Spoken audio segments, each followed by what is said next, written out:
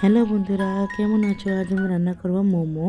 প্রথমে আমি মাংসগুলোকে আদা রসুন দিয়ে ভেজে নিয়েছি।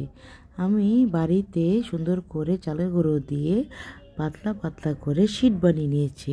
এতে করে মোমো বানালে খুব সুন্দর হবে খেতে। দেখো, মাংস ভাজাগুলোকে ওই শিটটার মধ্যে দিয়ে ভাজ করে নিচ্ছি। আর তোমরা যে দেখতে পেয়েছো পেঁয়াজ পাতা, তা দিয়ে মোমোগুলোকে এক এক করে বেঁধে আমি মোমো মেকারের মধ্যে বসিয়ে দেব। দেখো, কিছুক্ষণ হওয়ার পর আমি মোমোগুলোকে হটপটে বসাবো, তারপর গরম গরম সবাইকে সার্ভ করব। তোমাদের যদি এটা ভালো লেগে থাকে তাহলে সবাই লাইক, কমেন্ট এবং শেয়ার করবে। তাহলে আজকে রাখি, বাই বাই।